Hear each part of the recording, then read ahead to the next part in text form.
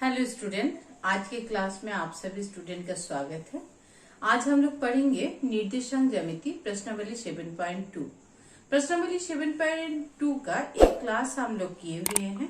ऐसे तो निर्देशांक ज्यामिति से संबंधित इससे पहले हम आप लोग के लिए 3 वीडियो क्लास लिए हैं। आज हम लोग पार्ट 4 चौथा वीडियो क्लास में पढ़ेंगे प्रश्नावली 7.2 से ही कुछ प्रश्न।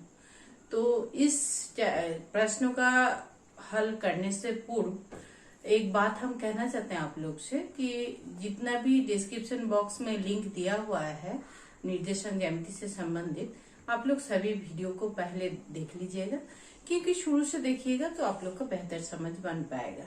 तो चलिए आज हम लोग बनाते हैं प्रश्नावली 7.2 का 5 नंबर। आइए अभी हम लोग देखेंगे प्रश्नावली 7.2 का प्रश्न 5। इस तरह से प्रश्न का चूज करने का एकमात्र कारण यही है कि मेरी प्रयास यही रहता है कि ऐसा प्रश्न का चूज हम करें कि आप लोग उससे पूरा प्रश्नावली का प्रश्न को हल कर सके। और साथ ही एक बात हम आप लोग को बताते हैं कि उदाहरण के प्रश्न को जरूर से जरूर आप लोग बनाइए, और कहीं पर दिक्कत होता है तो कमेंट में बताइए, उसको भी हम समझा देंगे। तो आइए देखिए प्रश्न 5 में क्या बोला गया है। वह अनुपात ज्ञात कीजिए जिसमें बिंदुओं A 1,-5, A का निर्देशांक है 1,-5 और B का निर्देशांक है -4,5 को मिलाने वाला रेखाखंड X अक्ष से विभाजित होता है। इस विभाजन बिंदु के निर्देशांक भी ज्ञात कीजिए। ध्यान दीजिए, यहाँ पर एक बात क्या बोला गया है, X अक्ष से विभाजित होता है। कहाँ से? X अक्ष से। X अक्ष से विभाजित होता है तो विभाजन बिंदु कहाँ पर होगा? देखिए थोड़ा सा वीडियो को शॉर्ट करने के लिए यहाँ पर हम ग्राफ बना के रखे हैं। x डस्ट y डस्ट, दो बिंदु आपका A है 1,-5, B है -4,5। जस्ट निर्देशांक ज्यामिति से जैसे ग्राफ में बिंदु को बैठाया जाता है उसी के अनुसार हम बैठाए हैं। दोनों बिंदु को जोड़ दिए हैं तो ये रेखाखंड प्राप्त हुआ है। आप लोग को दिखाई दे रहा है कि ये रेखाखंड जो बना है ये x डस्ट को विभाजित किया है। अब प्रश्न में भी बोला है कि ये दोनों मिलाने वाला रेखाखंड x अक्ष को अर्थात x डस्ट को विभाजित करता है। तो सबसे मुख्य बात जो है कि सबसे बड़ा क्लू आपके पास एक दिया हुआ है, x अक्ष से विभाजित होता है, अर्थात ये बिंदु कहाँ पर होगा? x अक्ष। तो जब x अक्ष के ऊपर बिंदु होता है तो सर्वदा क्या होता है? y का निर्देशांक 0 होता है।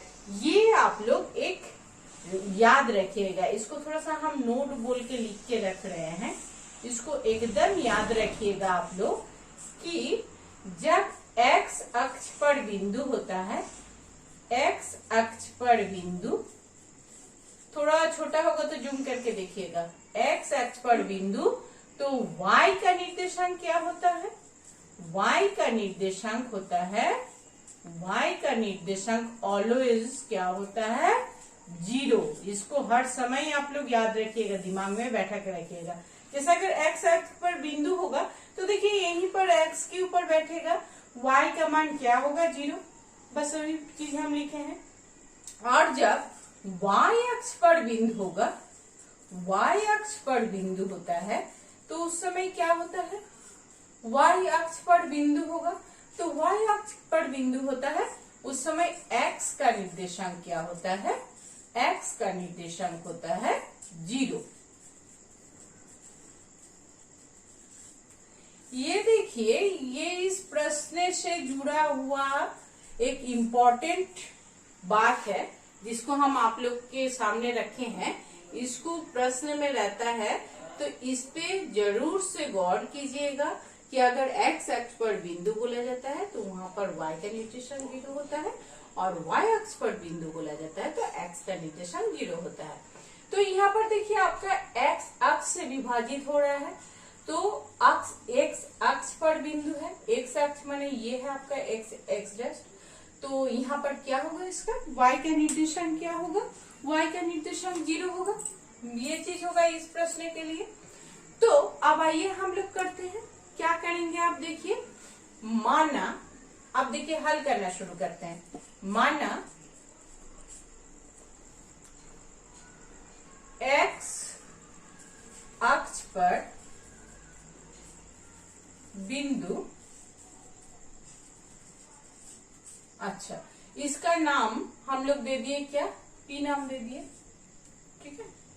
P बिंदु M1 is to M2 अनुपात में विभाजित करता है, ठीक। अब देखिए इस P बिंदु का निर्देशांक क्या होगा बताइए आप लोग।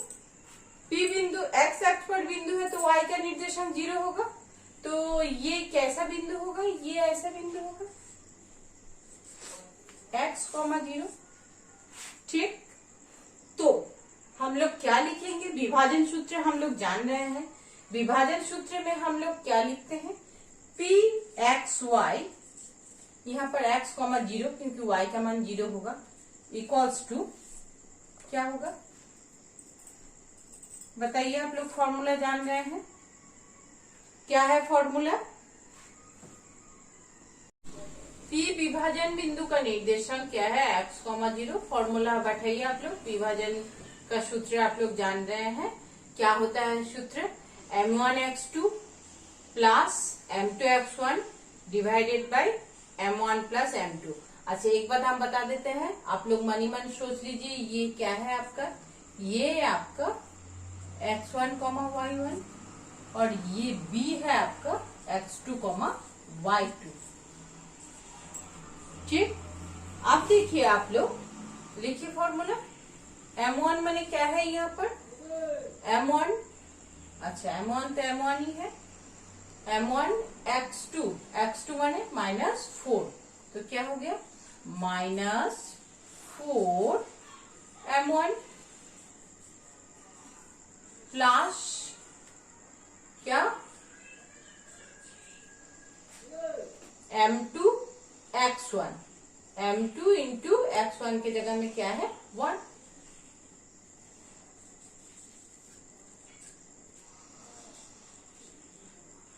Divided by m1 plus m2।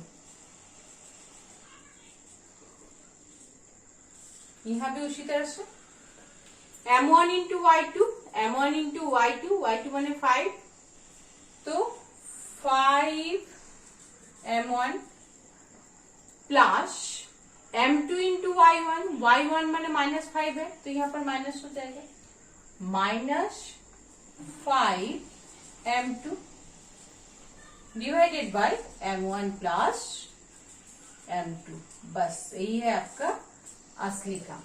अब आइए आप लोग, हमको किस अनुपात में विभाजित किया है वो अनुपात भी चाहिए और विभाजन बिंदु भी चाहिए, तो ठीक है हम लोग करते हैं। देखिए एक चीज कि यहाँ पर क्या है x, 0 इक्वल्स टू ये है, तो 0 बराबर है किसके साथ, इसके साथ, तो हम लोग क्या लिखेंगे, लिख सकते हैं प्रश्नानुसार क्या लिख सकते हैं, प्रश्नानुसार हम लोग लिख सकते हैं 5m1 minus 5m2 divided by m1 plus m2 equals to 0, क्योंकि y का निर्देशांक 0 है, ये y का ही निर्देशांक है। कोना कोनी गुना होगा तो ये पार्ट 0 हो जाएगा, तो फिर आपको कितना मिला 5m1 minus 5m2 equals to 0। 0 के साथ इसका मल्टीप्लाई करेंगे तो 0 हो जाएगा, तो यहाँ पर क्या हुआ 5m1 इक्वल्स टू -5m2 है, पक्षांतर करेंगे तो +5 हो जाएगा, ठीक है। अब हमको अनुपात चाहिए तो क्या होगा m1 by m2 equals to क्या हो जाएगा 5/5, कट जाएगा तो कितना हो गया 1/1। तो क्या मिला हम लोग को m1 अनुपात m2 इक्वल्स टू 1:1, 1:1। तो किस बिंदु किस अनुपात में विभाजित करता है 1:1 अनुपात में विभाजित करता है। उम्मीद कर रहे हैं इतना आप लोग समझ गए। अब हम लोग को क्या चाहिए, विभाजन बिंदु चाहिए, विभाजन बिंदु का निर्देशांक। तो विभाजन बिंदु का निर्देशांक में तो देखिए दिक्कत, इस जगह में y का निर्देशांक पहले से 0 है, हम लोग को x का निर्देशांक निकालना है। तो बहुत बढ़िया बात है, यहाँ से हम लोग x बराबर इसको लिखते हैं, x बराबर, x के साथ ये समान है ना, x के साथ क्या समान है, ये पार्ट समान है, तो इस दोनों को समान करते हैं। तो क्या लिखेंगे हम लोग, x इक्वल्स टू, अतः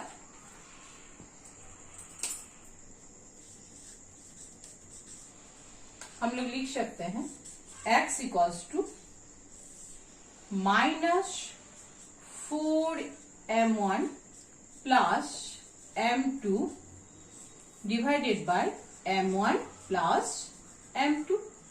अब m1 और m2 का मान बैठाइए, m1 का मान भी 1 है, m2 का मान भी 1 है, तो मान बैठाते हैं हम लोग।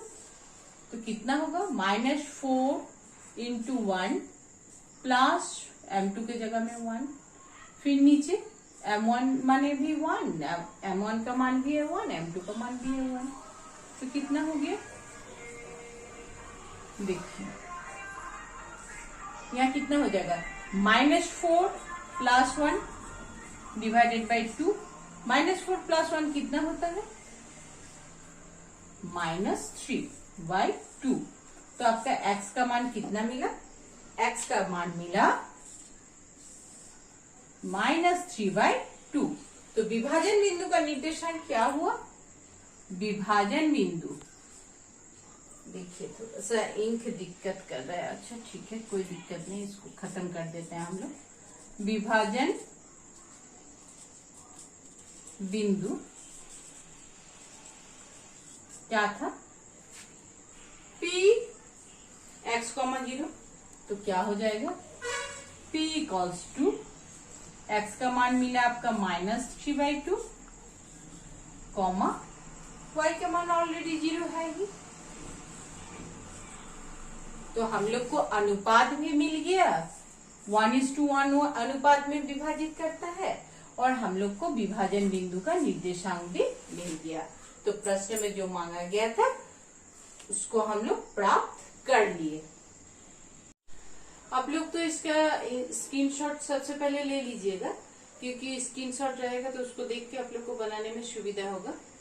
और उम्मीद कर रहे हैं कि आज का समझाया हुआ प्रश्न का हल आप लोग को समझ में आया है। अगर कहीं पर दिक्कत होती है तो आप लोग कमेंट में हमको बताइएगा, और पूरा प्रश्नावली का हल कीजिए अच्छा से। और अगले क्लास में हम लोग पढ़ेंगे प्रश्नावली 7.3। Thank you.